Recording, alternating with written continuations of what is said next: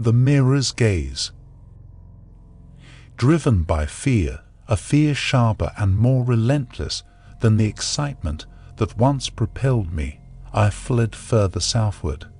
My steps blurred into an unending march, and when exhaustion caught up, I settled for a weary shuffle. Sleep became a distant memory as my world devolved into a perpetual haze of frantic movement. Each day's rations dwindled, my supplies draining like sand through an hourglass.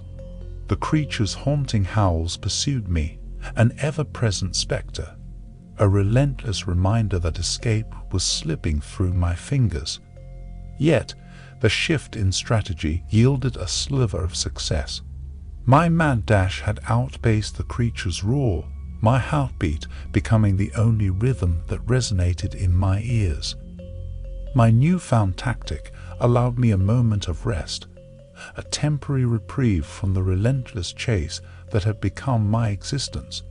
But even as I clung to this fleeting victory, the toll on my body and mind grew heavier. My body ached, my spirit waned, and the shadows cast by that ungodly sound loomed ever larger.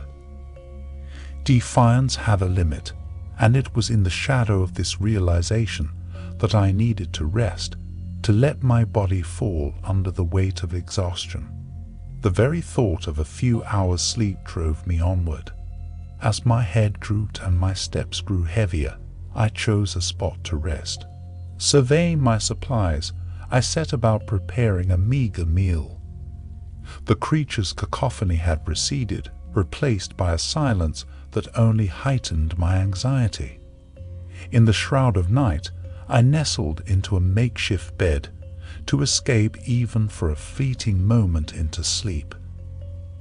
Morning broke, the horizon painting the landscape with pale light. My immediate surroundings betrayed no sign of the colossal pursuer. For now, safety reigned.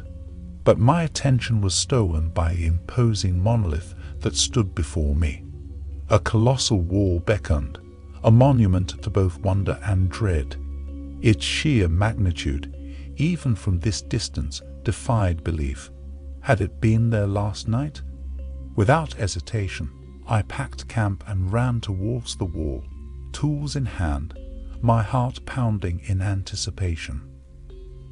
As the wall loomed larger, I felt a tremor in the earth that resonated through my bones.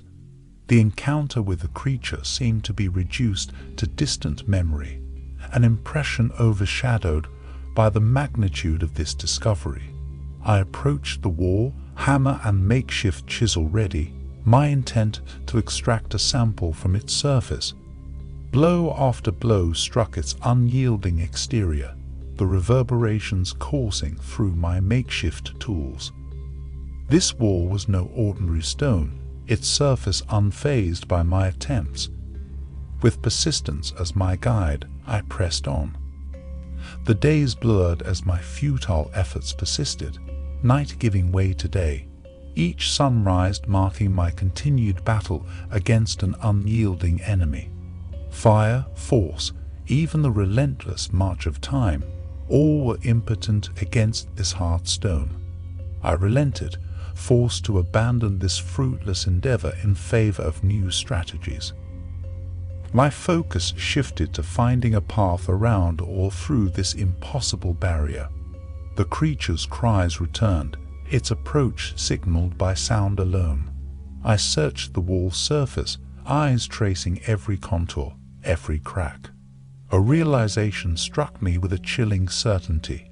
There was no way around this towering obstruction. Time was my enemy, and the creature, though unseen, was drawing nearer with each passing day. Sleepless nights gave birth to days burdened by the specter of a pursuing force. In the midst of my desperation, I noticed the increasingly frequent tremors, the harbingers of my approaching doom. This being, whose very presence shook the earth, had set its relentless sights on me. It felt as if its malevolent gaze was fixed solely upon my existence, a realization that stoked my fear further. Morning arrived, the tremors pulsating at an accelerated pace, a rhythm that seemed to mirror my racing heart. Panic welled within me as I considered my options. North was no longer viable, the creature's proximity a vast barrier. East and west were mere open landscapes, my vulnerability as acute as ever. South remained my only avenue, though it led to the unfathomable wall. I wrestled with my options, each one a dance with dread. My eyes turned to the colossal wall, my mind racing for any space to call safety. There was only one that came to mind. I had just found it the other day, but had not made time to examine it fully. It was the deepest and safest location I could pull from my mind.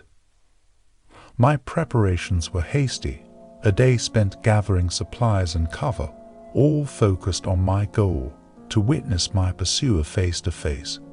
If I was to be ended here, I would at least see the thing. I wondered at its size most of all. To make the ground shake like this, could it reach the top of the wall? Night descended swiftly, the tremors never ending, as if the world itself was recoiling in horror.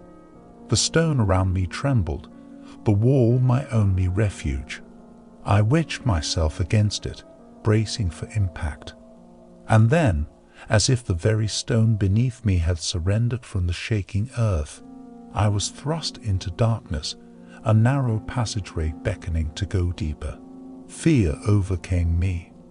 The passageway was not very big, but I knew I could fit. Abandoning my death wish, I rushed into the darkness of the stone. It was just barely big enough for me to crawl through, but it was better than the alternative that was waiting for me outside.